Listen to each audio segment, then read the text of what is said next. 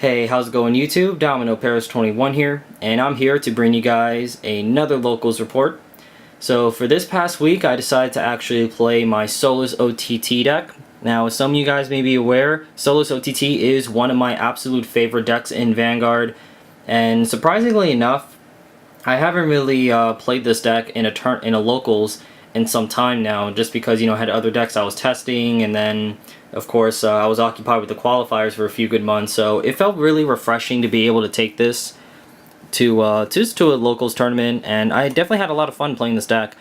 And I made a few modifications here and there. As you see on my channel, I had like 4 different deck profiles of this, but I did some other slight tweaks, and I felt the deck was running a lot more consistently that way. But yeah, at the end of the video, I'll actually go through the deck for you guys real quick. But yeah, in terms of the report, excuse me.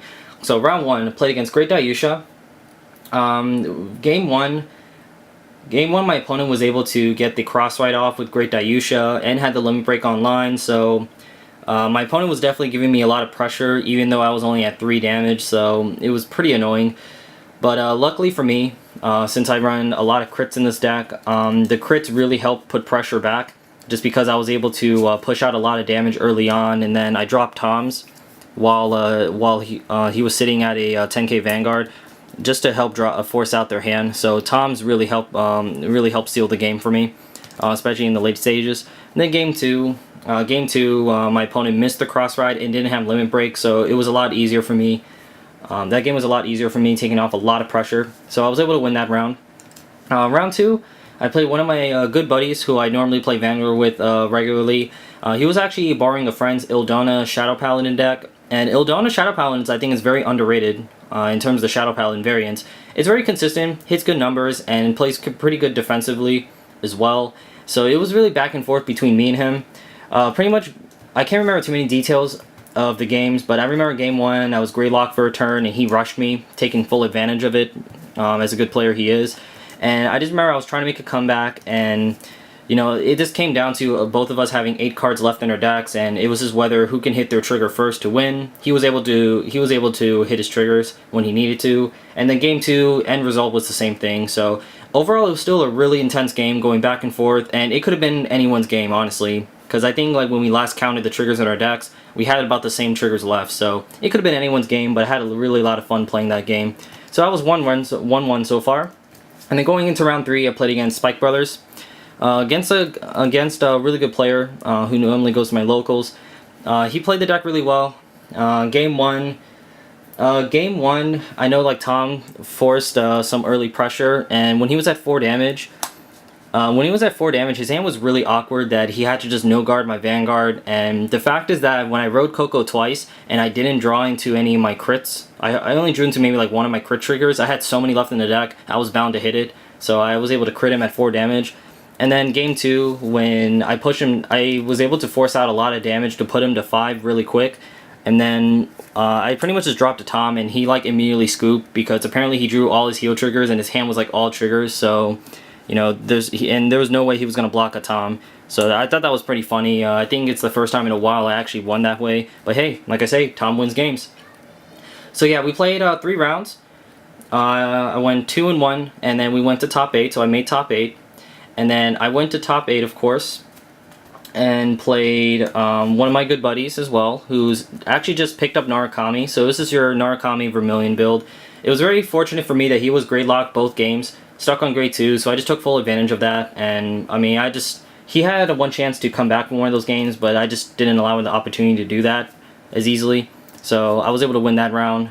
And then top 4, I played against Spike Brothers again, but different player. Different build. I think it's most similar to my build. He played it very well, trying to play around Coco, trying not to give me the 2 counterblast too early, but then eventually he was just forced to do it, and I was able to hit some really good triggers mid and late game to really take over the game. So that's really what's dangerous about Coco. It's like if you ride it a few times and draw all those cards, you don't draw into that many triggers, like you're pretty much just gonna trigger your opponent out for game a lot of times. So that's what's scary about this deck sometimes. So yeah, then moving on to top 2, playing against my good buddy Warlike in 36, of course. Playing against his Arboros Dragon deck, one of his better decks, of course. So it was like both of us playing some of our best decks in Vanguard. So it went back and forth. At this point I was a little fatigued, a little tired. and I couldn't really, I can't really recall what how the details of the game went. Like I said, I was a little tired. I hadn't eaten anything all day either, so I know I was making a few misplays. But all I can remember was game one. Game one, it was back and forth. He was forced to guard with one trigger to pass at 55 damage. I hit the trigger. Game two, I was forced to no guard when I was at 4 damage. He hit his critical trigger. Then game three, when we were both at 3 damage, I hit a crit and a heal, putting him at 5 damage and then putting me at 2, and he just couldn't come back from that because he couldn't trigger back effectively. So yeah, I was able to win. So I came in first place. So really happy, really refreshing, like I said, just to do well with this deck again in the local play. So yeah, I was very happy with the build so far. I'm very happy with the build and the few changes I made.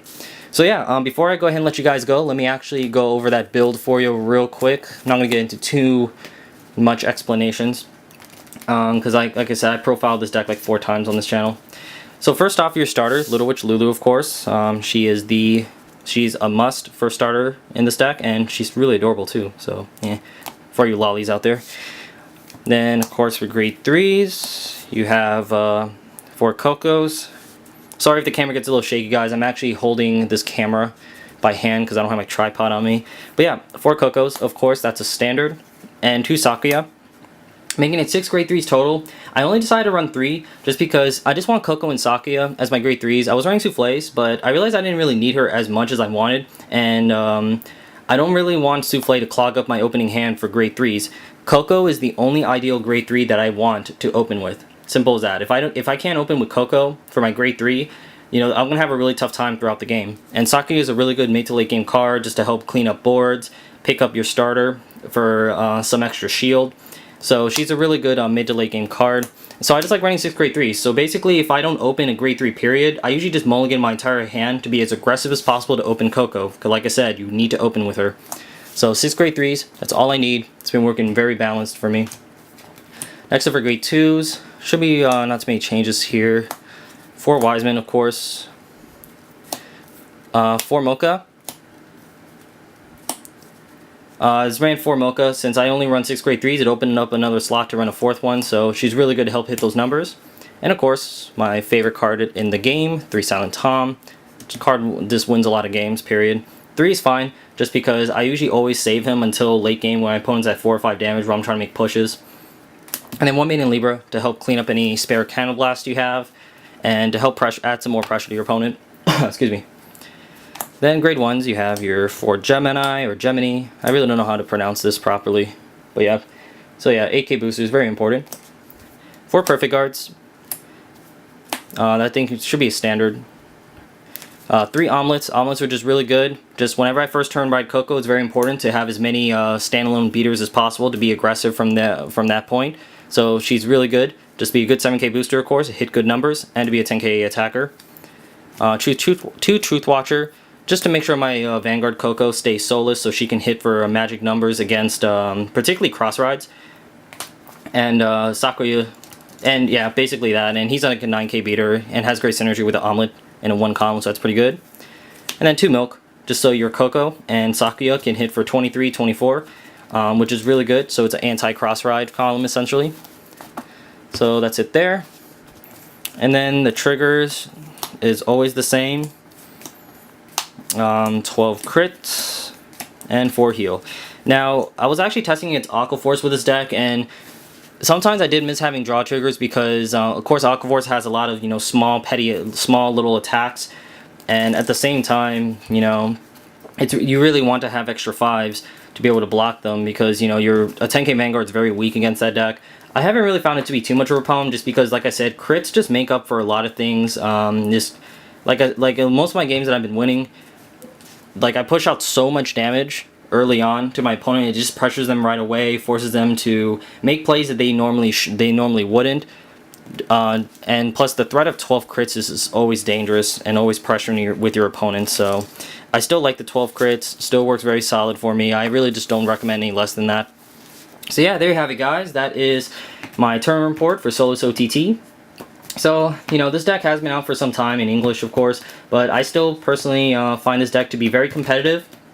Even despite cross rides being out, and we're going to get more cross rides, I still like this deck a lot, still wins games, and can still definitely be a great call against a lot of decks out there.